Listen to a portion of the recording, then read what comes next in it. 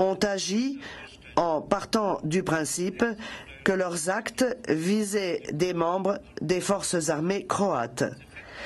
Le fait qu'ils aient agi comme ils l'ont fait interdit de penser qu'ils aient pu souhaiter, par leurs actes, s'intégrer à une attaque généralisée et systématique visant la population civile de Vukovar et rend leurs actes si étrangers à cette attaque qu'aucun lien ne peut être établi entre les deux. La Chambre d'appel estime qu'en l'absence du lien dont l'existence est requise dans l'article 5 du statut, et notamment dans son préambule, les crimes commis ne peuvent être qualifiés de crimes contre l'humanité.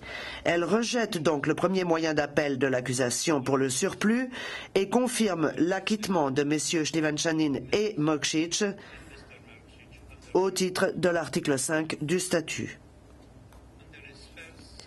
Dans ses premiers, deuxième, troisième, quatrième, sixième et 10e moyens d'appel, M. Mokšić soutient que la Chambre de première instance a commis une erreur en n'appliquant pas, comme elle aurait dû le faire, le concept de preuve au-delà de tout doute raisonnable.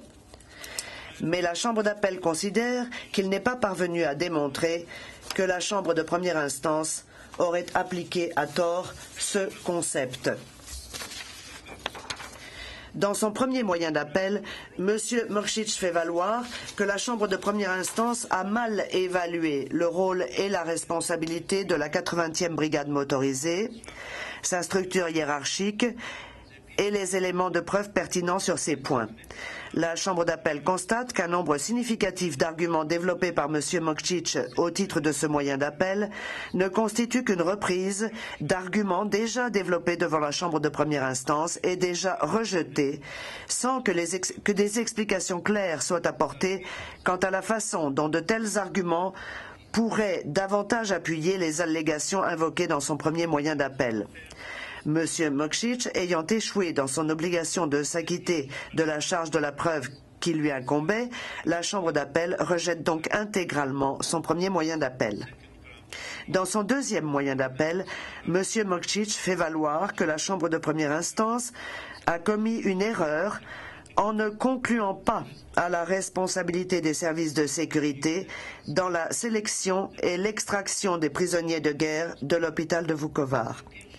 La Chambre d'appel constate qu'un nombre significatif des arguments qu'il présente en appel ne fait que reprendre ceux que contenait son mémoire en clôture, tous rejetés par la Chambre de première instance, et que d'autres arguments sont avancés au mépris des conclusions fondées de la Chambre de première instance.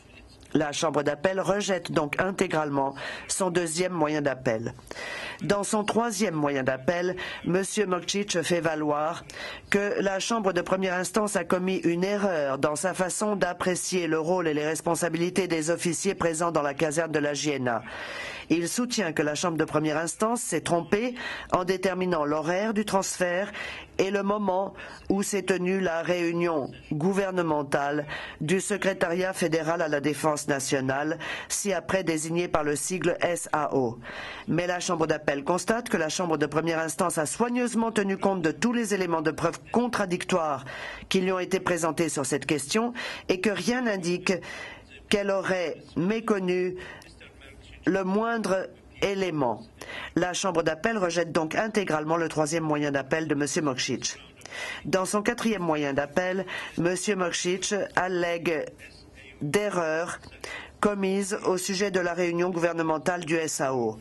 Encore une fois, nombre des arguments avancés par M. Mokšić ne sont qu'une répétition de thèses déjà présentées dans son mémoire en clôture, voire d'allégations présentées dans le cadre d'autres moyens ou branches de moyens d'appel et déjà rejetées.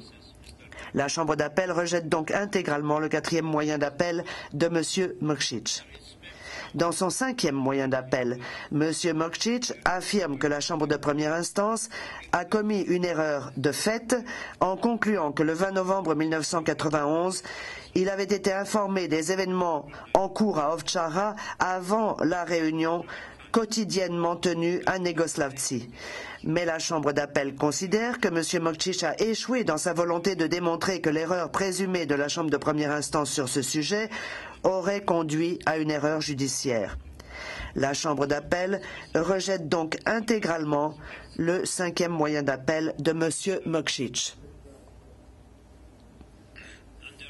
Dans son 6e moyen d'appel, M. Mokšić soutient que la Chambre de première instance s'est trompée en concluant que c'est lui qui avait ordonné le retrait d'Ovčara de la 80e brigade motorisée.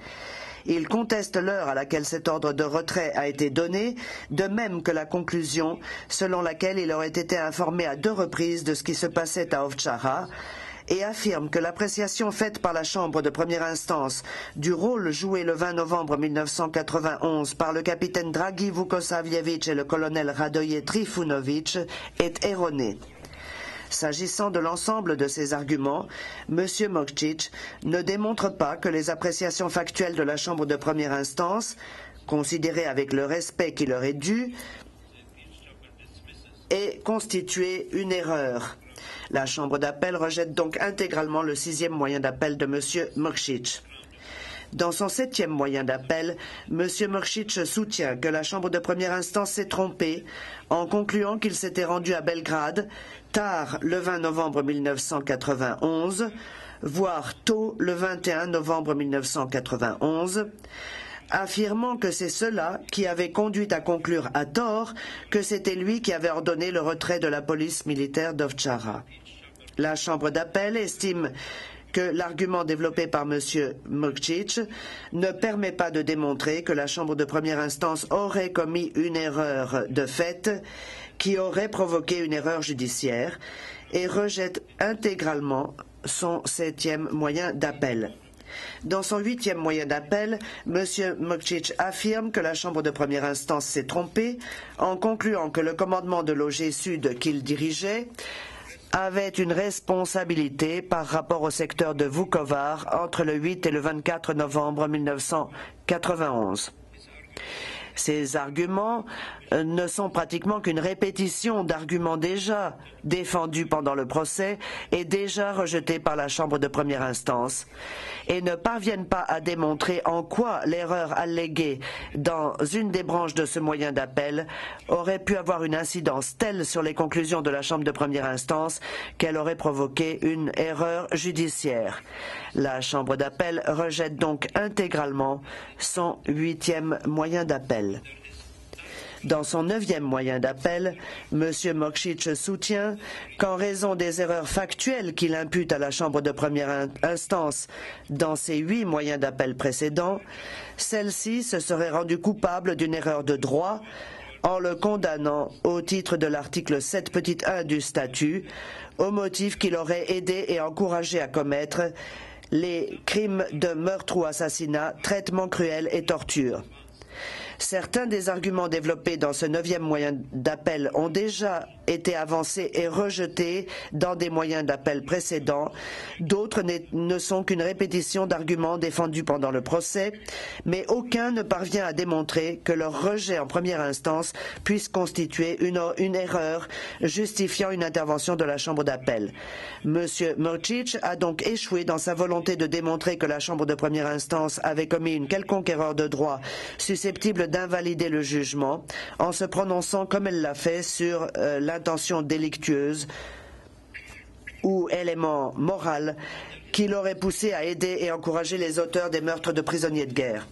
Dans son 9e moyen d'appel, M. Mokšić soutient aussi qu'en raison des erreurs factuelles qu'il impute à la Chambre de première instance dans ses 8 moyens d'appel précédents, cette dernière aurait commis une erreur de droit en concluant qu'en application de l'article 7(3) du statut afférent à la responsabilité du supérieur hiérarchique, il était coupable de meurtre ou d'assassinat, de traitement cruel et de torture. Mais la Chambre d'appel rappelle que la Chambre de première instance n'a prononcé aucune condamnation contre M. Mokšić au titre de l'article 7(3) du statut. Compte tenu de ce qui précède, la Chambre d'appel rejette intégralement le 9e moyen d'appel de M. Mokšić. Dans son 10e moyen d'appel, M. Mokšić évoque ce qu'il appelle des faits contestables, c'est-à-dire des faits dont il reconnaît qu'ils n'ont guère pesé aux yeux des juges de la Chambre de première instance au moment de statuer, mais dont il affirme l'importance pour la défense et l'image de la JNA. La Chambre d'appel tient à dire une nouvelle fois que pour autant que des faits avérés aient servi de base au verdict de culpabilité et à la détermination de la peine infligée à M. Mrkić, elle-même se donne en général pour règle de ne pas discuter d'erreurs liées à d'autres faits qui n'ont eu aucune incidence sur le jugement prononcé par la Chambre de première instance. Compte tenu de ce qui précède, et puisque M. Mrkić admet que les erreurs invoquées par lui dans ce moyen d'appel n'ont influé en rien sur le jugement ou la détermination de la peine, la Chambre d'appel rejette intégralement le 10e moyen d'appel de M. Mrkić. Le 11e moyen d'appel invoqué par M. Mrkić ayant un rapport avec la durée de la peine qui lui a été infligée, il sera traité à la fin du présent résumé dans la partie consacrée à la durée de la peine. Je vais maintenant aborder le pourvoi en appel de M. Shlivan-Shanin. Dans son premier moyen d'appel, M. Shlivan-Shanin fait valoir que la Chambre de première instance a commis une erreur en concluant à sa présence à Ovtcharra l'après-midi du 20 novembre 1991. Il affirme que cette erreur provient de ce que la Chambre ne s'est appuyée que sur la déposition du témoin P009. La Chambre d'appel considère que la Chambre de première instance a dûment examiné les éléments de preuve pour parvenir à sa conclusion et rejette intégralement le premier moyen d'appel de M. Shlivan-Shanin. Dans son deuxième moyen d'appel, M. Shlivan-Shanin conteste le fait qu'aider et encourager par omission puisse constituer un mode de responsabilité. À l'appui de ses dires, il fait d'abord valoir qu'aider et encourager par omission n'est pas un mode de responsabilité prévu dans le système judiciaire appliqué par le tribunal international. La Chambre d'appel considère toutefois que la Chambre de première instance a eu raison de considérer le fait d'aider et d'encourager par omission comme un mode de responsabilité reconnu dans le système judiciaire en vigueur au tribunal international. M. Shlivan-Shanin soutient par ailleurs ne pas avoir été informé à temps de la volonté de l'accusation d'utiliser ce mode de responsabilité contre lui. La Chambre d'appel conclut que l'acte d'accusation détaille suffisamment les charges retenues à son encontre et notamment celle d'avoir aidé et encouragé par omission à commettre des sévices sur les prisonniers de guerre d'Ovtcharra. Elle estime par ailleurs que M. Shlivan-Shanin n'a pas apporté la preuve de ce que sa défense ait été matériellement lésée par ce défaut d'information allégué. La Chambre d'appel, ayant analysé les éléments constitutifs de l'aide et encouragement par omission, considère comme identiques l'élément moral et l'élément matériel requis, que l'on parle d'aide et d'encouragement par omission ou d'aide et d'encouragement par action positive. Il faut donc que l'omission ait visé à aider, encourager ou appuyer moralement la commission d'un crime et que cela ait eu un effet substantiel sur la commission du crime, ce qui représente l'élément matériel. Par ailleurs, la personne à l'origine de l'aide et de l'encouragement doit savoir que par son omission, elle apporte un concours à l'auteur d'un crime finalement commis par l'auteur principal, ce qui représente l'intention délictueuse ou l'élément mental. La question la plus délicate qu'il importe de régler consiste à se demander si l'examen des faits liés à une affaire déterminée a permis d'établir que le fait de ne pas s'être acquitté d'un devoir prévu par la loi a aidé, encouragé ou appuyé moralement les auteurs d'un crime et a eu une incidence substantielle sur sa commission. De surcroît, la Chambre d'appel considère que la notion d'aide et d'encouragement par omission comporte l'obligation implicite que l'accusé ait eu la possibilité d'agir, à savoir par exemple qu'il ait disposé des moyens nécessaires pour remplir son devoir. Eu égard à la nature du devoir en question, la Chambre d'appel rappelle qu'elle a déjà statué quant au fait que du non-respect de l'obligation d'agir imposée par la loi, par les lois ou coutumes de la guerre, découlait une responsabilité pénale individuelle. Le devoir de protéger les prisonniers de guerre qui incombait à M. Shlivan-Shanin lui était imposé par les lois ou coutumes de la guerre. Je reviendrai plus en détail sur ce point ultérieurement lorsque je traiterai du deuxième moyen d'appel de l'accusation. La Chambre d'appel considère par conséquent que parce qu'il a failli à l'obligation de s'acquitter de son devoir, sa responsabilité pénale individuelle est engagée, en conséquence de quoi la Chambre d'appel rejette intégralement le deuxième moyen d'appel de M. Shlivan-Shanin. Dans son troisième moyen d'appel, M. Shlivan-Shanin fait valoir que la Chambre de première instance a commis une erreur en concluant que M. Mokšić l'avait chargé de l'évacuation de l'hôpital de Vukovar, lui conférant de ce fait le devoir légal de protéger les prisonniers de guerre d'Ovtchara.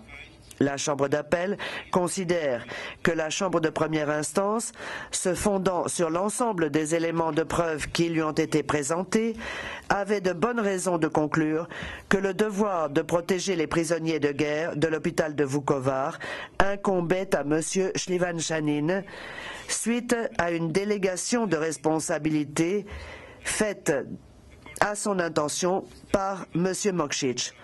En conséquence de quoi, elle rejette intégralement le troisième moyen d'appel de M. Shlivan-Shanin.